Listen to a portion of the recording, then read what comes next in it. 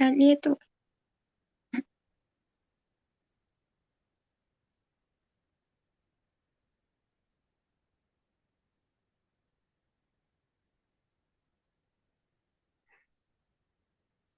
Yaxşı.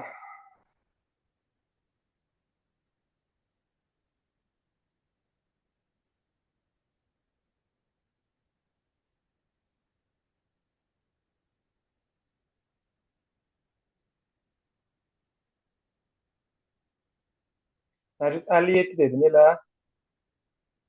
Evet. Aha.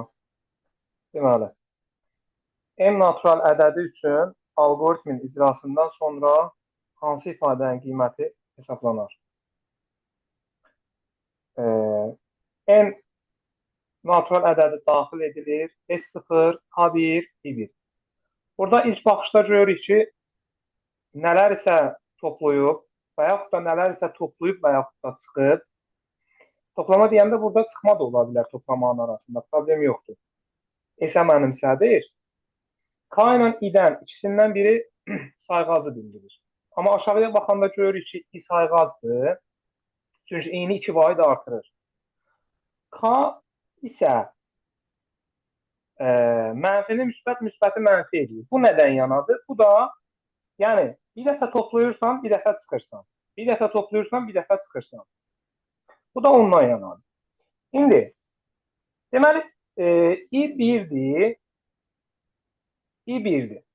I 1 olanda S bərabərdir S plus K bölünsün I. Hesablanır, nə verir bizə?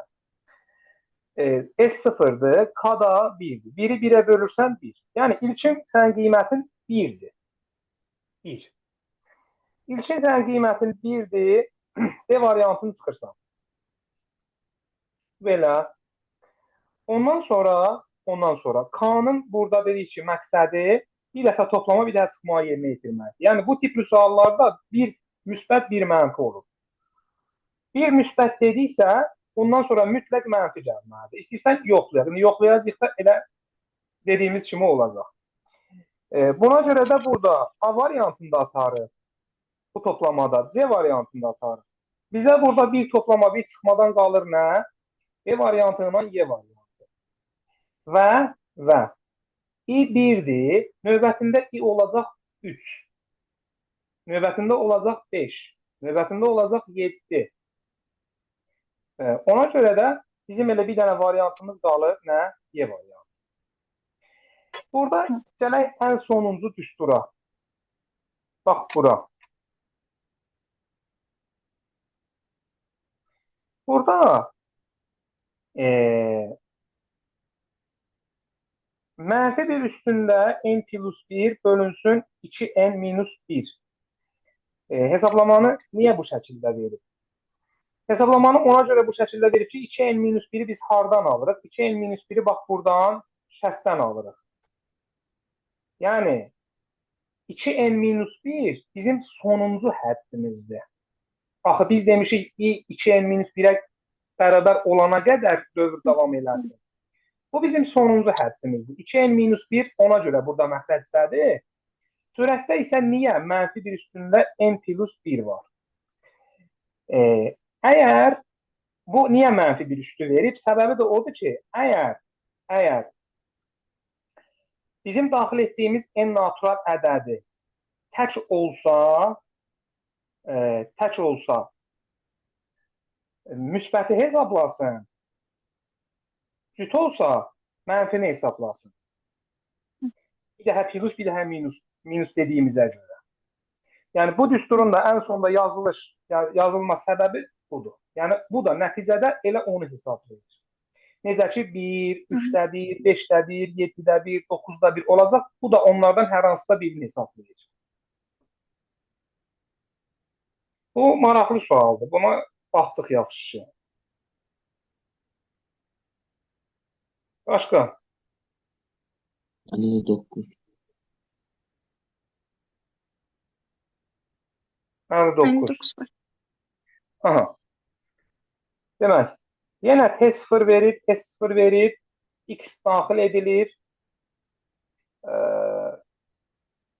X daxil ediləndən sonra şərtdə sual işarəsi var. Biz yəni şərtdən özümüzdən artıq daxil eləməliyik. Şərti bu qanuna uyğunluğa görə daxil eləməliyik. Bir sual buradadır. Bir sual burada hədədir. Neçə dənə sualdır? Bir sual da burada yoxdan soracaq. Əla. Tamam. Və burada deyir ki, yəni ümumi burada sualları tapmalıyıq və burada deyir ki, dövrdən çıxış 0 ədədi daxil ediləndə baş verir. Yəni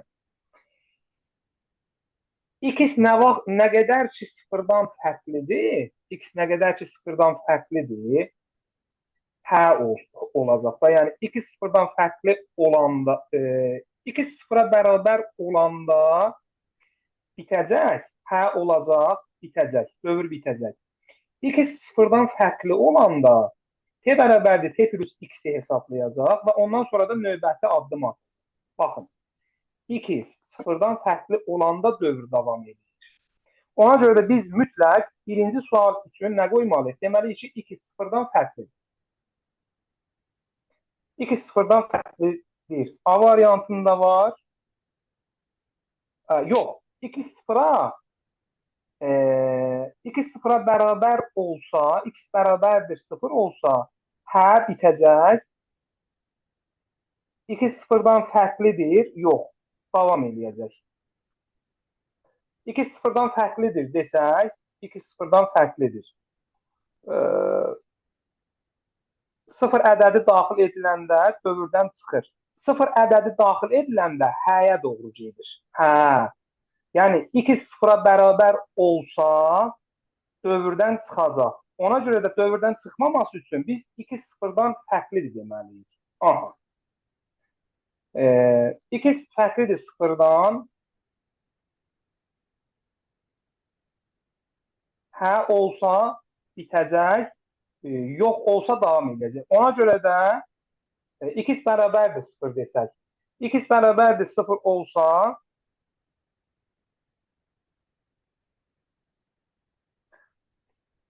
demək, dövrdən çıxış 0 ədədi daxil ediləndə. Əgər 0 daxil elədiksə və gəldik burada şərtdə dedik x bərabərdir 0. X 0-a bərabərdir. Hə, bu zaman dövr bitəcək. X fərqlidir 0. X 0-a bərabərdirmi? Hə, bitəcək. Hə, burada şərtimizi necə qoyuruq? X bərabərdir 0 deyirik. Şərt bu şəkildə olacaq. 100%. Baxın, x 0-a bərabərdir. Hə olsa dövr bitəcək. Nə qədər ki, x 0-dan fərqlidir, bu hesablamalar yerinə yetiriləcək. Bizim də məqsədimiz burada x-in 0-dan fərqli qiymətlərin daxil eləməkdir. Dövrü bitirmək istəyiriksə, x bərabərdir 0 deməliyik. Ona görə də burada A variantı ilə C variantını atırıq. Yəni, x 0-a bərabərdir. X-in 0 qiymətində dövr bitəcək. Biz ona görə də x-in 0-dan fərqli qiymətlər daxil eləməliyik ki, məsələn, tutaq ki, 5 daxil eləsən, şərt ödənməyəcək, yoxla t bərabərdir t plus x hesablanacaq. Əla. Burada x bərabərdir 0 dedik. İndi burada deyir ki, hər hansısa bir x ədədi daxil edilir, t bərabərdir t plus x. Hər hansı daxil edilən x ədədi t ilə toplanır. Aha. Ondan sonra da bir sual gəlir. Burada bu daxil edilən ədədin ədədi ortasını tapacaq. Daxil edilən ədədlərin ədədi ortasını tapacaq. Burada daxil edilən ədədlər x olacaq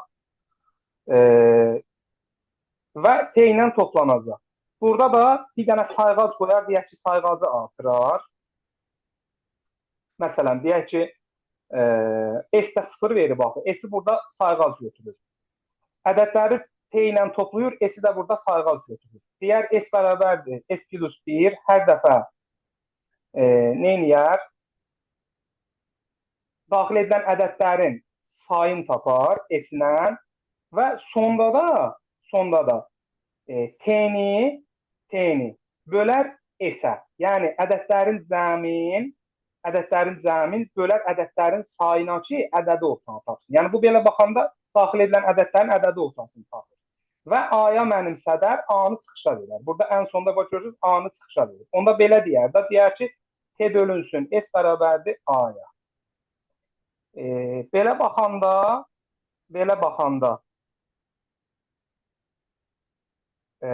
D variantı ödəyir. Baxın, burada T-ni daxil edilən ədədlərin cəmi kimi götürür.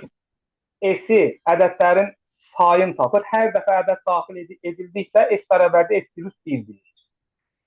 Və ondan sonra da ədədlərin cəmini, daxil edilən ədədlərin sayına verir. Burada D variantı düzdür. Yəni bu blok sxem üçün D variantı işləyir. Bu şəkildə.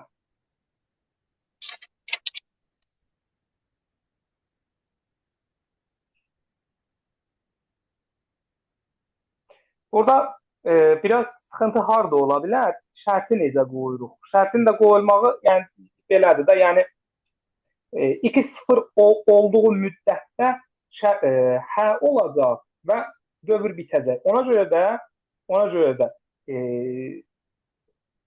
x-in sıfıra bərabər olmama ehtimalını götürüb yoxla davam edir. Yəni x bərabərdir 0. Şərti belə qoyuruq. Deyirik, x sıfıra bərabərdirsə dövr bitsin, bərabər deyilsə yoxa geçsin. Yox da burada hesablamalardır. Əgər burada hə ilə yoxun yerini dəyişdirsəydik, onda şərti başqa cür qoyacaqdıq. Onda deyəcəkdik 2 sıfırdan fərqlidirsə. Əgər 2 sıfırdan fərqlidir, baxın, əgər 2 sıfırdan fərqlidir, tutaq ki, bax, burada hə demişik. Tutaq ki, burada hədir. Burada da yoxdur. Bu zaman şərti belə qoyacaq. Deyəcək ki, nə qədər ki 2 sıfırdan fərqlidir, hə, x sıfırdan fərqlidir. Bu zaman t bərabərdir t plus x-i hesabla və s bərabərdir s plus 1-i hesabla. Amma orijinal variantında, yəni burada yox, burada hə olanda artıq işlər dəyişir. Başqa?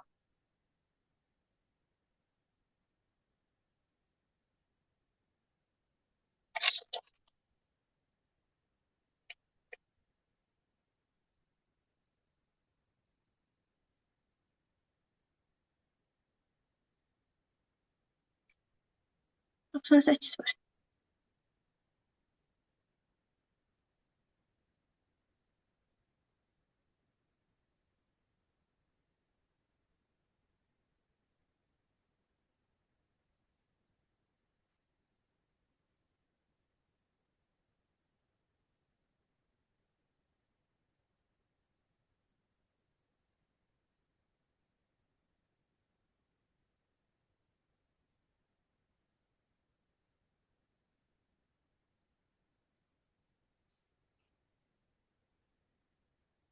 A dəyişəninin çiziş qiymətləri üçün 24,88, 24,88. 24,88, 25,1, 24,98, 25, 25,1. Bu ədədlər daxil edilərsə nəticə müəyyən edilir. Ardıcıl olaraq ədədləri daxil edirsən. Bax, məsələn, 24,88-i A üçün daxil elədin.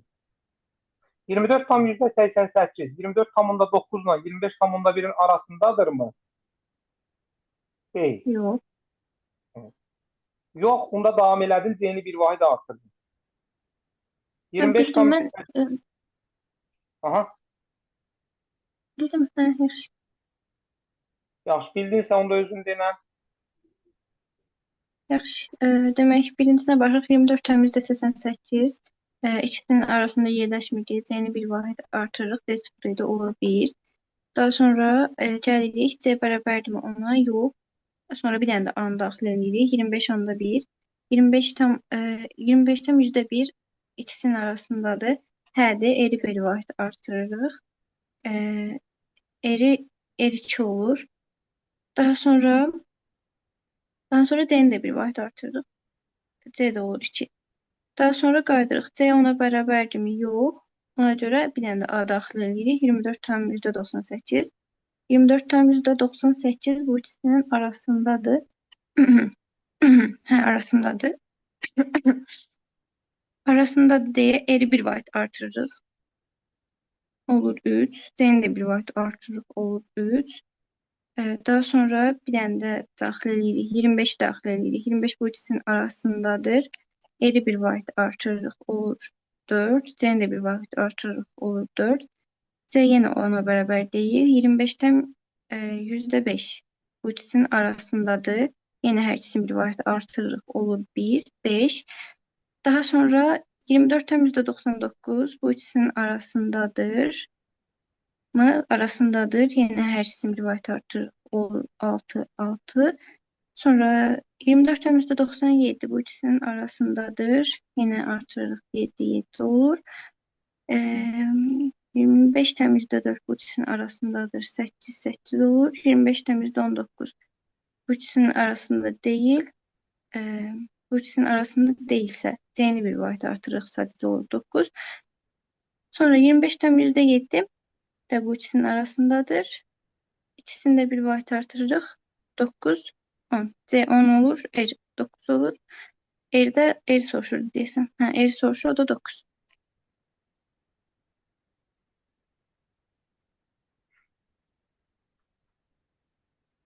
Yaxşı. 100-ə qədər sualımız bitdi.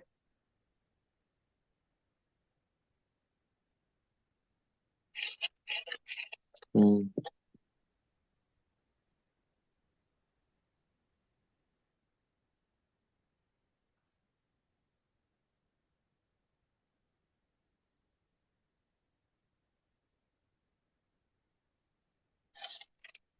Yoxdur mən. Mikail 97-yi necə eləyərik?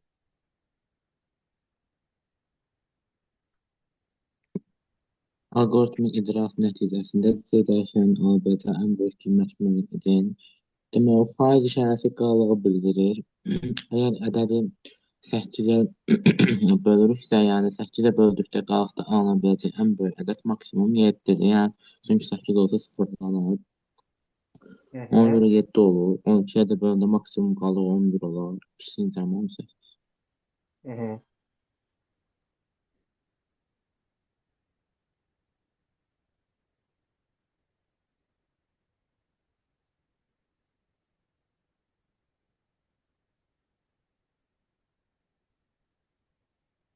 Nəcib 96 da səndir.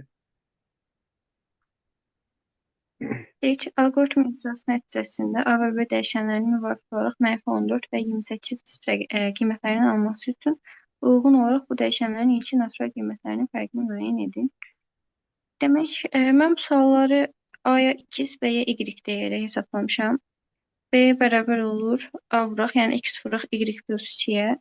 Sonra B bərabər olur A vuraq B plus, yəni ki, x, y plus 2, 2x bölək 4. Bu B-nin, yəni sonuncu B-nin qiymətinə baxıram da. Sonuncu B-nin qiyməti 28, yəni x, y plus 2x bölək 4 28-ə bərabərdir. Buradan tapırıq ki, x, y, sonra A-ya baxırıq. A da bərabərdir. A çıxaq, yəni A-nın birinci qiymətinə x demişdik. X çıxaq, B-nin qiyməti, yəni 28. 2 çıxıq 28 bərabərdir -14-ə. A-nın qiymətini verib də. A-nın 14 olduğunu tapırıq. Yəni A-nın ilkin qiyməti 14-dür. Sonra bu bir tənlikdə B-nin yerinə qoyduğumuz tənliyində gətirib yerinə qoyanda ikisi edir 14y plus 28 bölək 4 bərabərdir 28-ə. Sonra oradan da alınır ki, deyəsən 14y 88-də y bərabərdir 88 bölək 14-də, o da bərabərdir 6-ya. İlkin qiymətlərinin fərqini soruşur. 14-dən də 6-nı çıxırıq, 8 eləyir. Aydındır. Nəcib belə eləyək də onda. A -14 B 28-dirsə, sən burada elə -14 deyərsən. Yəni A minus B bərabərdir -14-də. Onda belə çıxır ki, B nəyə bərabərdir? B bərabərdir. Mənfi B bərabərdir, mənfi 14 çıxılsın aya. B bərabərdir 14 plus aya. Elə? Bax, sənin burada tapdığın B, bax, bura əsasən nə tapdın? B bərabərdir. Əgər səhv eləmədimsə, A plus 14-ə. Bax, bu tapdığın B, buradakı B'dir. O tərəfdən düşünməmişdim. Bu tapdığın B buradakı B'dir. Eyni zamanda buradakı B nəyə bərabərdir? 28-ə bərabərdir.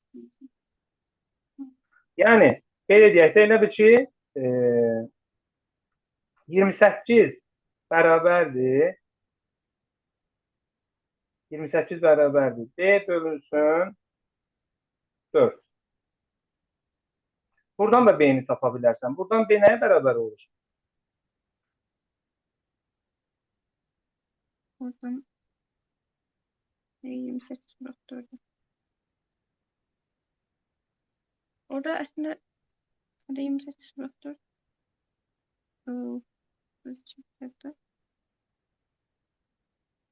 112. 112. Buradan tapdığın 112 buradakıdır. Buradakı B'dir. Bu zaman nə deyirsən? Deyirsən ki, 112 bərabərdir. A vurulsun. B plus 2. A üçün nə tapmışdın? A üçün də burada nə tapmışdın? B bərabərdir. A plus 14. Burada tapmışdın axı. Buradan A nəyə bərabərdir? Orada 14'e.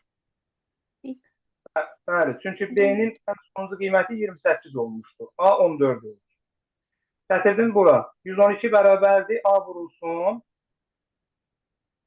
A vurulsun. Nə? Yəni 14 vurulsun. B plus 2. B plus 2. Buradan B-ni tapdın. 14 ilə 112 məncə nə verər bizə? 8 verər. Elə 8 də 32, 112, hə. 8 bərabərdir B plus 2, B demək nəyə bərabərdir? 6-ya. Aha. B üçün 6 tapdıq ən son, A üçün nə tapmışdıq? 14 tapmışdıq.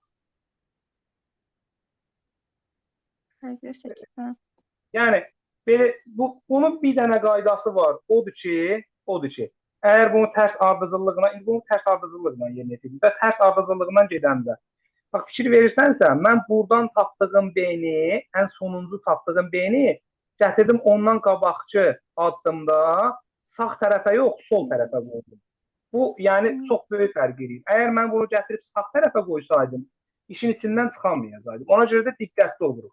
Hər tapdığımızı ilkin, bu əvvəlki addımda sol tərəfə qoyuruq. Səbəbi də odur ki, yəni, mən deyək ki, birinci addımda A üçün nəsə tapmışamsa, bunu ikinci addımda bərabərliyin sağ tərəfində istifadə eləmişəm. Ona görə də tərs prosesi yerinə yetirilir. Yəni, fərqi yoxdur. Düzdür, sən bu sualı yerinə yetirmişsən. Sən üçün necə rahatlıq bu şəkildə elə. İstəsən belə elə, istəsən də başqa dəyişənlərdən istifadə eləməklə elə.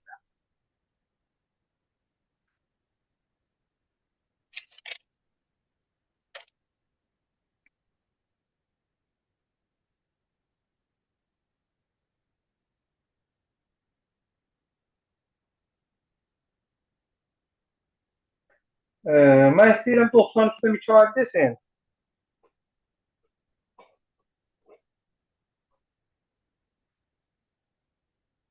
Demək, 93-də bizdən icra olunmuş dövrlərin sayını istəyir. Mən burada biraz məntiqlə getdim. İ'nin ilkin qiyməti 7-dir. Yazdım 7, üstə gəlsin. 3 dəfə x, yəni dövrlərin sayını x götürdüm. Burada əgər bu ifadə, yəni 51-ə bərabər olsa, dövrdən çıxacaq avtomatik olaraq. Mən belə götürdüm, bu məntiqlə getdim. Burada 3x-i 44 tapdım, x-də təxminən 24 tam nə qədər düşdü. Yəni, x 24-ə qədər 24 daxil alsa, tutaq ki, məsələn, tutaq ki, də 24 dəfə, 24 yox, 14. 14 dəfə 3 eləyir 42-də. 42 ilə də 7 eləyir 49. Yəni bu hələ də dövrdən çıxmır. Dövrdə qalır. Amma artıq yenə 15 qoysam 45, 45 ilə 6 eləyir 51. Dövrdən çıxır. Ona görə yəni dövr sayı ən az 15 olmalıdır. Yəni 15 orada, yəni belə deyim. Sonra J-yə tərəf gəlsəm, J-nin də ilkin qiyməti 2-dir. Yəni həmin qaydada yazdım ki, 2 üstə gəlsin, 4Y. Bu dəfə də ən az 31 olmalıdır ki, yenə 4-dən çıxsın. Buradan da Y-i yəni 8 tapdım. Yəni 7-dən böyle olmalıdır. 15 ilə 8-də 23 tapdım. Belə bir yol getdim. Nərgiz, sən necə eləmisən? Mən i'nin düşündüm ki, i'nin qiyməti 7-dir də. 7-dən əgər 50-dən əgər böyük olsa dövrdən çıxacaq. Birinci oranı həll elədim. Yəni sırayla artırdım da deyək. 7-ni Yox. sırayla artırdım. Sırayla artırdım deyəndə hara qədər ola bilər deyə düşündüm də. Maksimum nə qədər olar? Maksimum 52 olurdu. Oradakıları saydım. Bir də bu bir tərəf saydım. 50 topladım 20 tərəf. Nə edirik? Bax, bu tipli suallar qabağımıza çıxa bilər. Sadəcə olaraq bu 50-ni götürdüm. İ'nin ala biləcəyi ən böyük qiymət 50-dir da, dövrün işləməsi üçün. İ'nin başlanğıc qiymətini götürdüm. Sondan başlanğıcı çıxdım. Sənə nə verdi? 43. 43. Üzərinə bir dənə deyəcəm. Bu sənə verdi nə? 44. İ 50-yə qədər gələrkən, 7-dən 50-yə qədər gələrkən 3 vahid artıq. Hər dəfə 3 vahid artıq. 44-ü götürdüm, böldüm 3-ə. Bu sənə nə verdi? 14 tam nəsə da. 14 tam 14 dəfə artıq dövr eləyib. Bitməyib. 14-ü doldurandan sonra 15-ə keçir. Əgər 14 tam neçədirsə, bunu götürdün 15. Gəldin həmçinin bura. Gəldin həmçinin bura. Sənin J limitin nədir? 30-dur. Başlanğıcın nədir? 2-dir. 30-dan 2-sini çıxdın. Sənə nə verdi? 28. Üzərinə bir gəldin 29. J neçə vahid artıq hər dəfə, hər dövrdə? 4 vahid. 29-u götürdün, böldün 4-ə. Bu sənə nə verdi? 7 tam. 7 dəfə tam dövr eləyib. Bu bəs eləməyib, keçib 8-cinə. 7 tam nəsə olmağı bunun 8 dövr deməkdir. Yaxşı, 15 üstə gələk 8. Bu tipli sualların hamısını bax bu şəkildə edir. Mikail, eyni yoldur, eyni şeydir. Sadəcə olaraq mən biraz daha əyani şəkildə dedim də, yəni daha yadda qalan formada. 15, 8. Nə verdi sənə? 23. Yaxşı, Nərgiz, durub nə isə saymağa, hesablamağa qətiyyən ehtiyac yox. Bildim.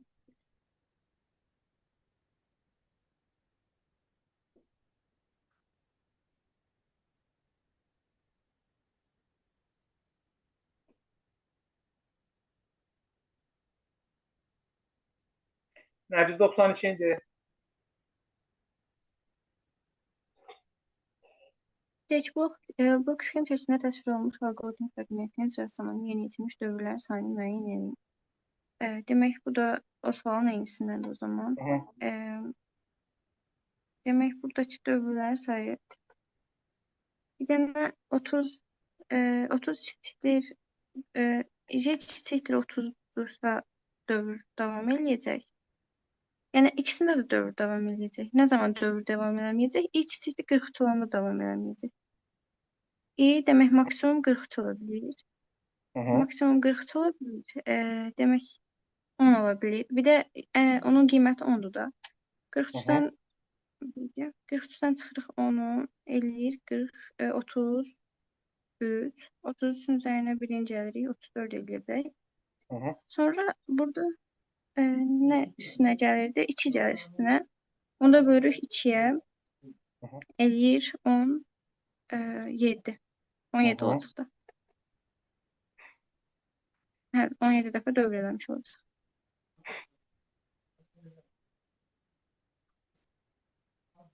Bəli. Bizim burada əsas işimiz nə ilə bağlıdır? İ ilə bağlıdır. İ bitdikdə dövr bitəcək.